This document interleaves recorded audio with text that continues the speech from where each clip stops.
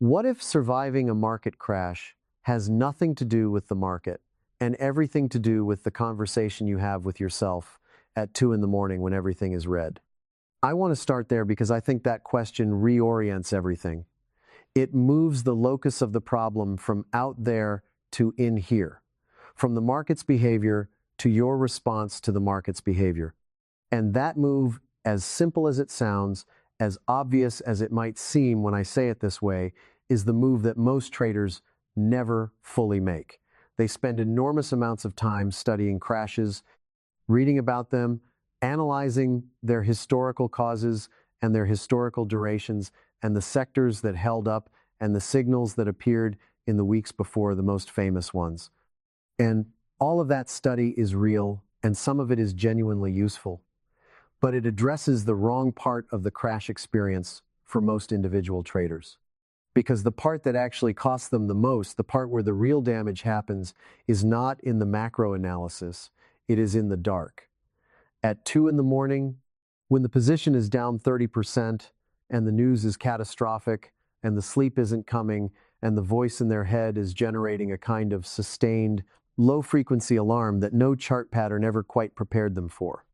That conversation, the one with yourself, in the silence, when the crash is the most real and the strategies are the most theoretical, is where crashes are actually won or lost.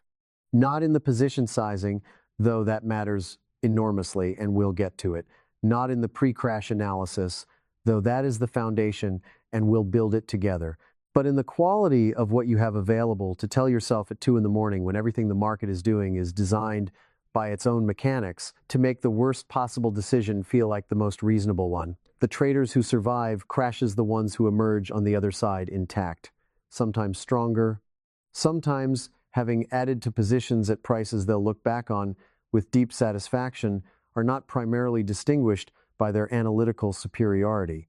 They are distinguished by having prepared for that conversation, by having known before the crash arrived exactly what they would tell themselves when the crisis was loudest. Not what they hoped they would feel, not a vague intention to stay disciplined, but specific, grounded, pre-decided language that existed before the pressure and that could hold its shape inside the pressure because it was built somewhere solid. That preparation, invisible, unglamorous, requiring no special access or unusual intelligence, is the actual survival mechanism. It is the thing that most crash survival content never reaches, because most crash survival content is focused on the market rather than on you. Today I want to show you what it looks like to build it, from the foundation up, in a way that will actually hold when the night is the longest and the numbers are the reddest. Before I give you the framework, before I walk you through the principles and the specific practices, I want to give you 2 pictures. 2 ways of seeing the same experience from different vantage points, because I find that the deepest truths about trading psychology land differently when they have a shape and a texture rather than just a logical structure. So let me give you the shape first. The first picture is a pilot in a flight simulator. I want you to hold this image carefully because it contains more of the truth about crash preparation than almost any direct statement I could make. Commercial pilots train for emergencies they may never face.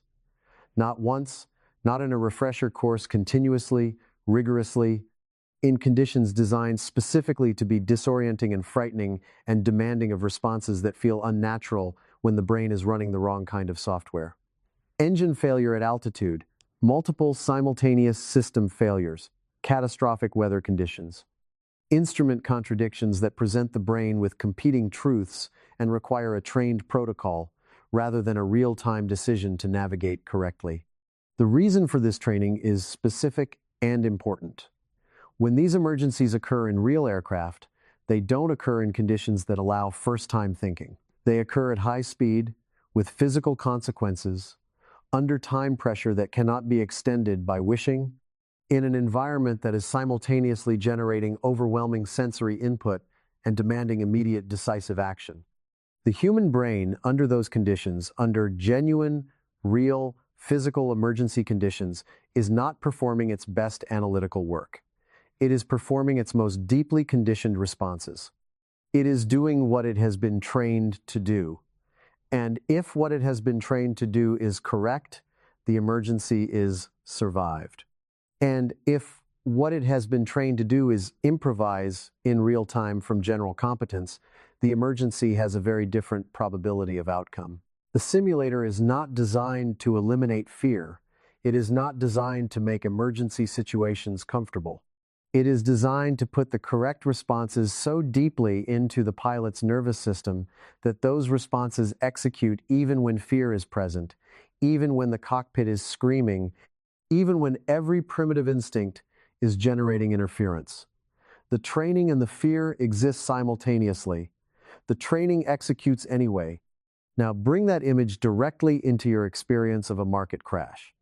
The crash is the emergency. Your position's declining with genuine speed and genuine consequence, that is, the cockpit alarm. The news cycle generating fresh catastrophe every hour, each headline feeling like new evidence that something unprecedented and terrible is unfolding that is the instrument contradiction. And the question that determines your outcome is not whether you feel fear. Everyone in the cockpit feels fear. The question is what your most deeply conditioned responses do when the fear is present. If what you have most deeply conditioned is your general intelligence and your real-time analytical capability, you are relying on the improvisation of a brain under maximum stress. And I want to be clear about what that brain is doing. It is not your best brain, it is your survival brain. It is operating with reduced working memory, elevated threat detection, lowered threshold for deciding that an action is necessary, and a specific bias toward the action that removes the immediate source of distress, which in a market crash means selling, means exiting, means converting the terrifying uncertainty of an open position into the finite, knowable, emotionally survivable certainty of a realized loss. The survival brain is good at one thing: making the immediate pain stop. It is not good at distinguishing between pain that should be stopped and pain that should be held because the thesis is intact and the recovery is coming. The simulator is what you build before the crash. The specific, written, pre-decided responses to specific scenarios. The explicit position sizes calibrated to your actual loss tolerance rather than your optimism. The honest prior self-examination that tells you what your specific patterns under pressure actually are, so that the survival brain's most predictable errors have been anticipated and addressed in a language that was written by your best brain rather than your most frightened one. That is the preparation. That is what the pilot has that the untrained emergency responder doesn't. Not courage, not the absence of fear, preparation. The second picture is more intimate, and I want you to sit inside it rather than observe it from a distance. I want to describe what the 2 a.m. conversation actually feels like for the trader who has done the preparation versus the trader who hasn't. Because I think the difference is not what most people imagine. It is not the presence or absence of fear. It is something subtler and more important than that. The unprepared trader at 2 a.m. is sitting with an open position that is down significantly, in a market that has been declining for days, in a news environment that is producing fresh sources of alarm every few hours. And the conversation they are having with themselves is generative in the worst possible direction. It is producing new reasons to be frightened, new scenarios that end badly, new evidence that the situation is worse than the evidence actually justifies, new urgency around the idea that something must be done immediately or the loss will become unrecoverable. The conversation has no anchor. It has no reference point external to the fear itself. And so the fear feeds the conversation, and the conversation feeds the fear, and the urgency escalates, and by 3 a.m, the decision to exit, to make the pain stop, to convert the uncertainty into something finite and survivable is not experienced as a panic decision. It is experienced as the obvious, responsible, clearly reasonable conclusion that any thoughtful person would have reached by now. The rationalization is so complete that the trader exits believing they made the right call.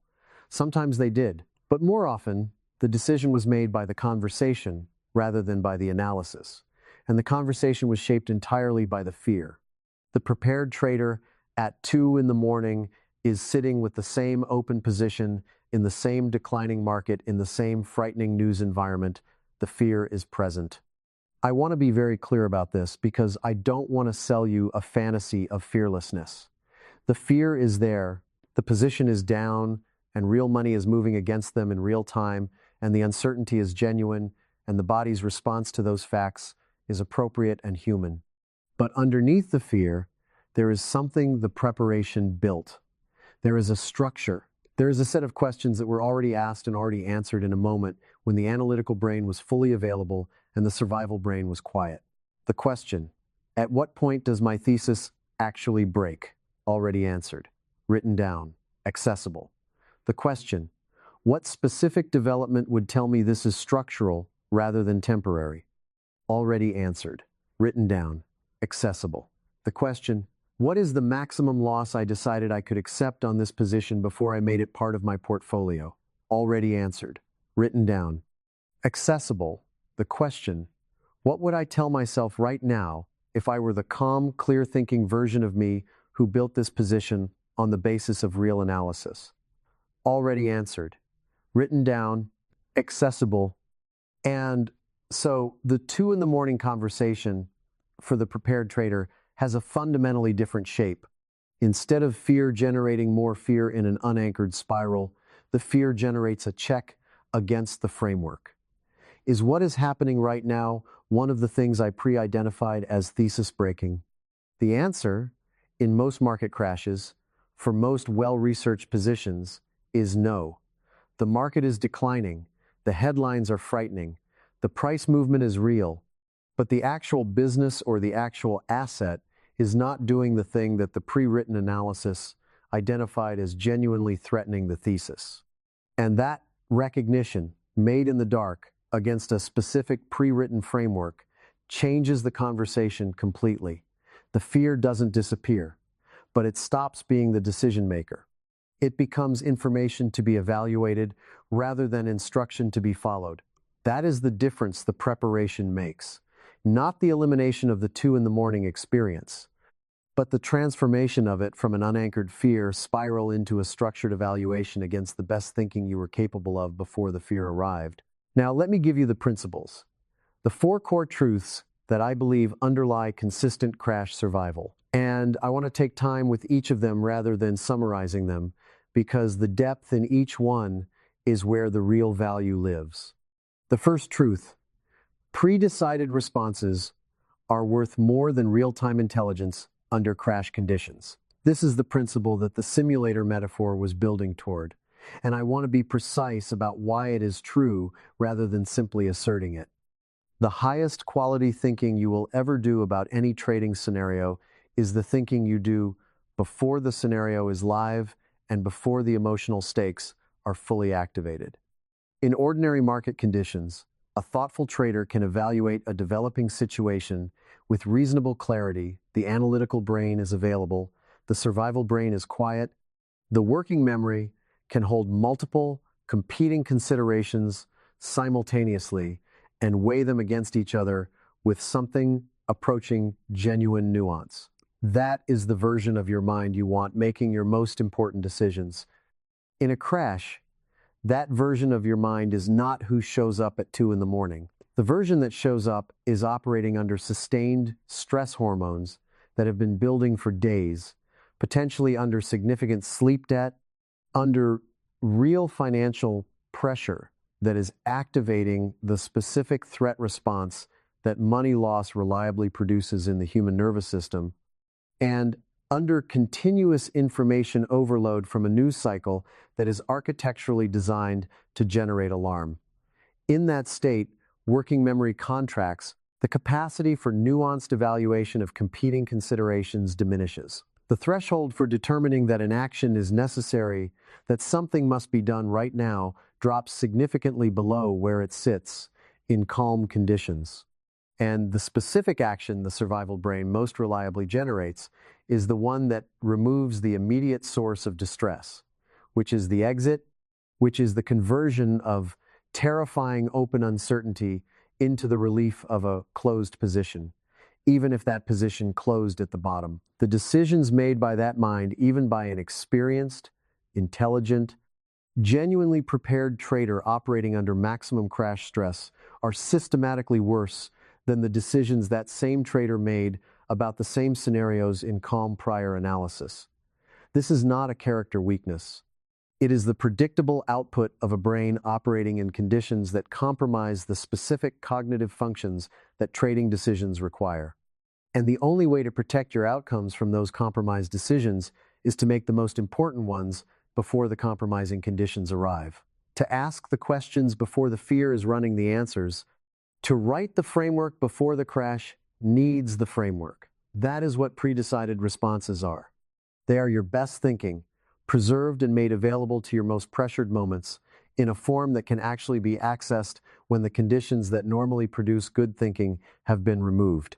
The second principle, position sizing is the primary crash survival mechanism, not prediction or timing or defensive maneuvering. I want to spend real time on this because I think it is the most structurally important and the least emotionally compelling truth in the entire crash survival conversation. It is unglamorous.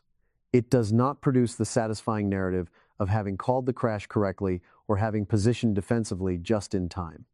But it is the mechanism that actually determines, more than any other single factor, whether you have real choices during a crash or whether the crash is making your choices for you. Here is the logic precisely stated.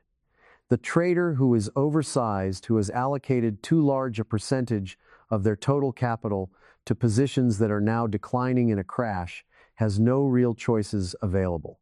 The losses, because they are proportionally too large relative to total capital, are threatening the financial stability of the account in ways that cannot be absorbed and held.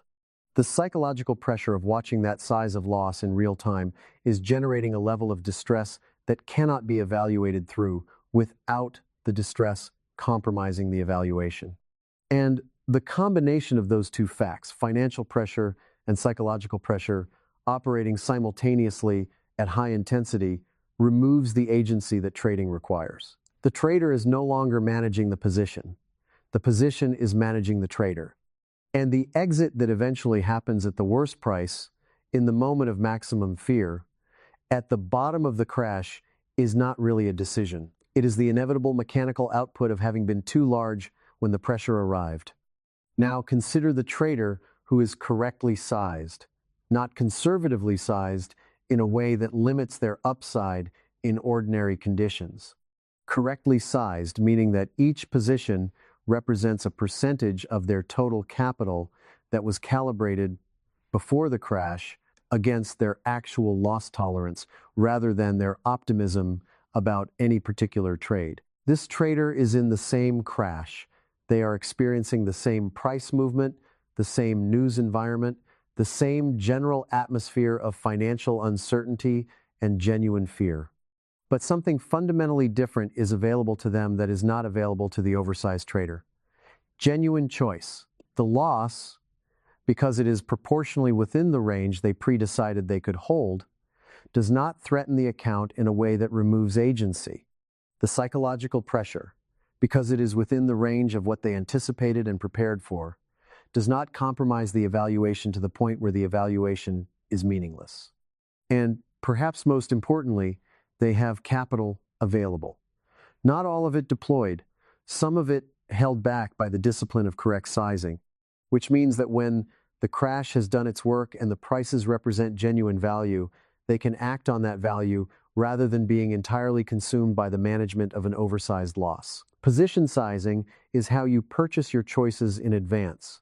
It is the structural decision that determines, before the crash arrives, whether you will be the trader who has options in the crash or the trader who has obligations.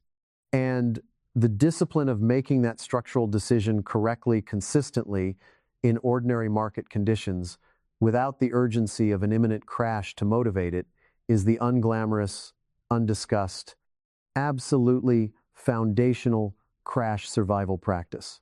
The third principle: crashes don't create your psychological patterns. They reveal them. And this matters for preparation in a way that is both liberating and demanding. Liberating because it means the patterns that will cost you the most in the next crash are already visible to you in your current trading if you know how to look. Demanding because it means the preparation work cannot be deferred until the crash announces itself. It must happen now, in the ordinary weeks, using the low-stakes visibility that calm conditions provide. Every weakness that becomes catastrophic in a crash was present before the crash. The tendency to hold a losing position past any rational exit point because closing it makes the loss real and permanent in a way that staying open keeps theoretical that pattern exists in your ordinary trading. It costs you less there because the markets are less volatile and the losses don't compound as fast, and there is more time before the holding becomes obviously irrational. But the pattern is there.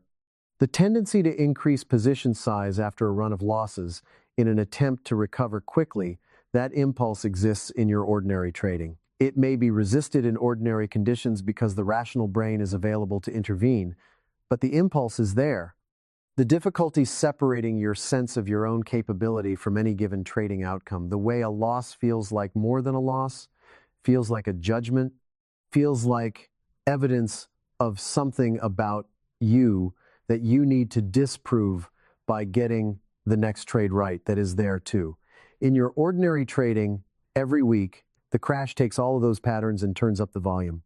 It creates conditions, the sustained duration of the decline, the real financial magnitude of the losses, the relentlessness of the negative news cycle, the social proof of watching everyone around you behave as if this time is genuinely different and the catastrophe is genuinely permanent, that strip away the ordinary buffers that keep those patterns from doing their full damage.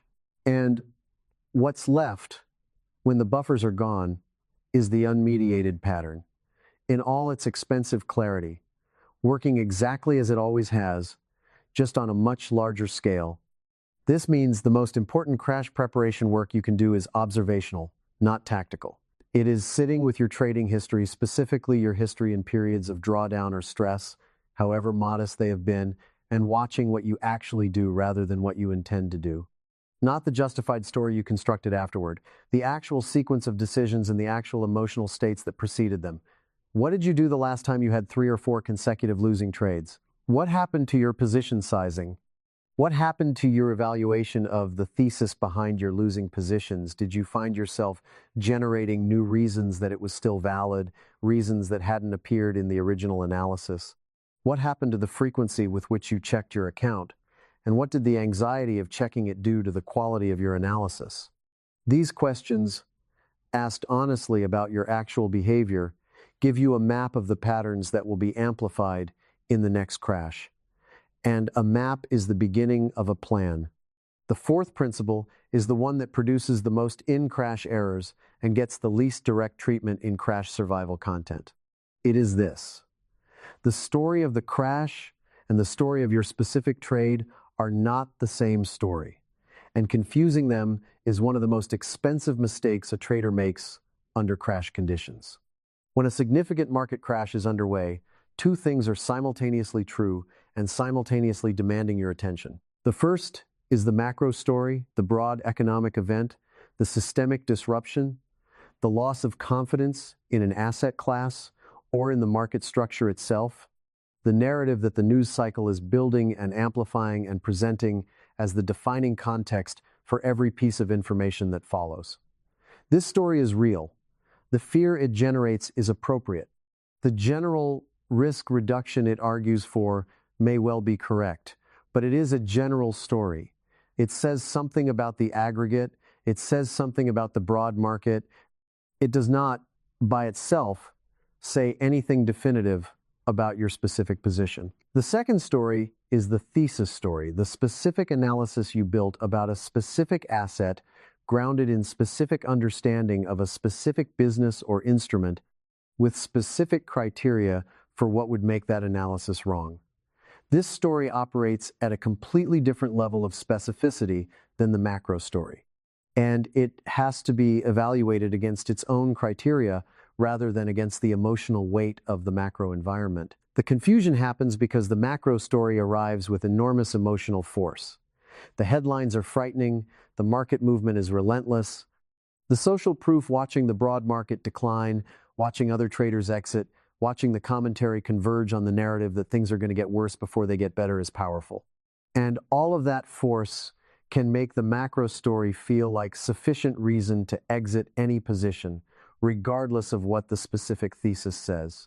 The fear of the aggregate seeps into the evaluation of the specific, not because the analysis demands it, but because the emotional environment makes it feel obviously correct. And sometimes exiting every position is the right call. Sometimes a crash is systemic and prolonged and structural enough that every thesis is compromised and the cleanest path is reduction across the board. I am not arguing for holding everything through every crash. I am arguing for making the decision to exit based on the specific thesis evaluation rather than on the macro emotional weight. For asking, before you act, has something happened that actually changes my specific analysis of this specific asset? Is the crash revealing information that contradicts my thesis at the level of the actual business or instrument?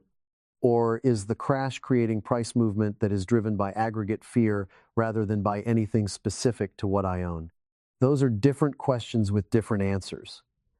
And the trader who asks them, who has written specific criteria for each position that define what would actually break each specific thesis, and who evaluates the crash's information against those criteria rather than against the ambient fear, is the trader who makes the distinction correctly, who holds when the thesis is intact and the price is simply moving, who exits when the thesis is genuinely broken and the exit is actually warranted, and who, on the other side of the crash, has a portfolio that reflects the quality of that distinction rather than the quality of their ability to tolerate fear.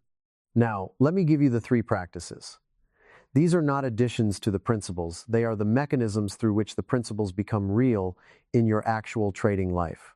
They are what you do, specifically, this week and next week and in the weeks before the next significant market disruption, to ensure that when the 2 in the morning conversation arrives, you have something solid to have it with.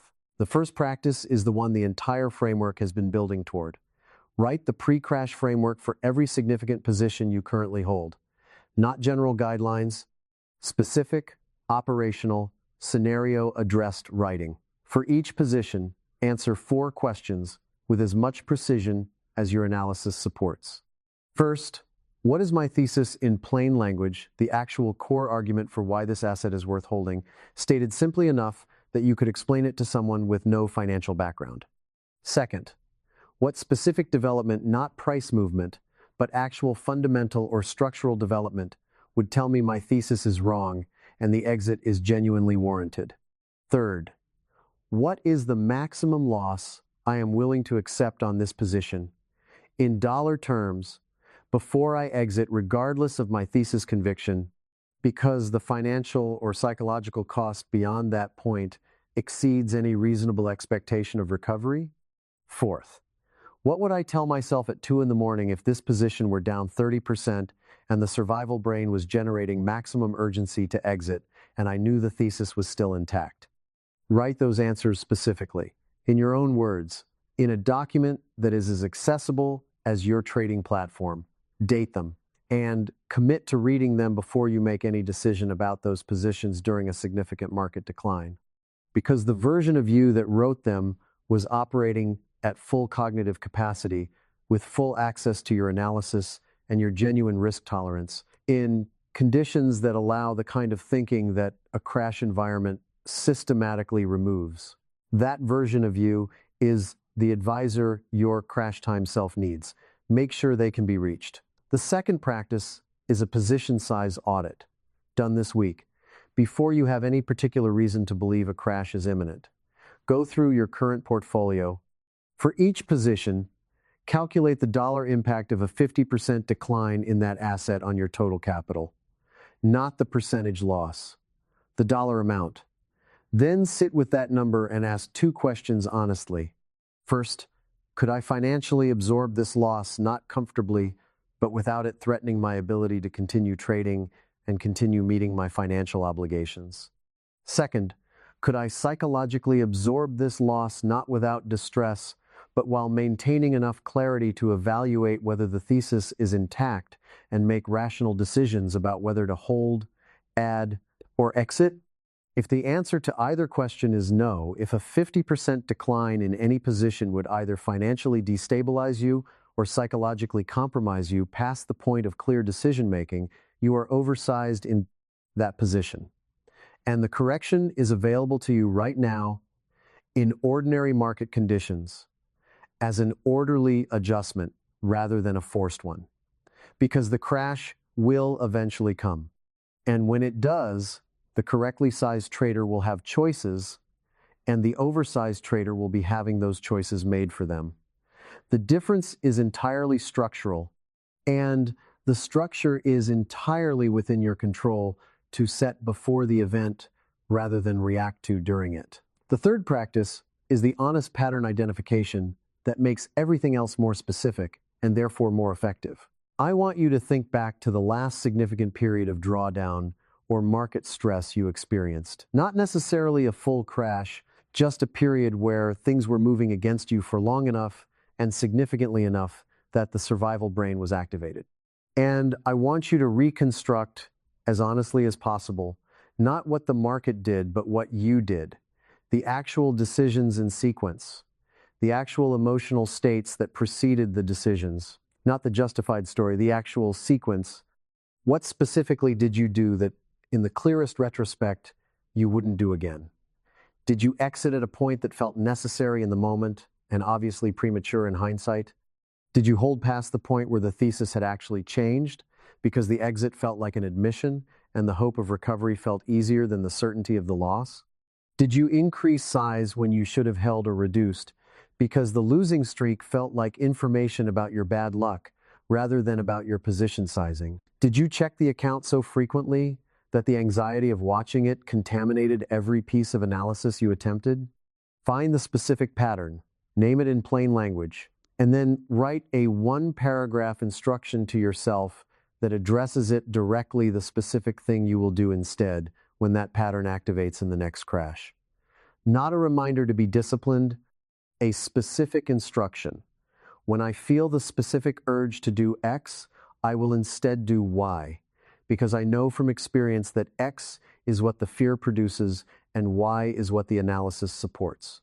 That instruction, written in your own language, grounded in your own actual experience, is the most personalized survival tool available to you. It is specific to you in a way that no general principle can be, and specificity in the 2 in the morning conversation is what holds when generality dissolves. Let me bring this home. Let me show you what we've actually built together in this conversation. We started with a question. What if surviving a market crash has nothing to do with the market and everything to do with the conversation you have with yourself at 2 in the morning when everything is red? And what we've discovered, working through that question together, is that the answer is almost entirely yes. The market's behavior in a crash is not within your control. The 2 in the morning conversation is not in whether it happens, not in whether the fear is present, but in whether that conversation has been prepared for, whether it has an anchor, whether the voice of your best thinking, captured before the pressure arrived, is available to participate in it alongside the voice of the fear.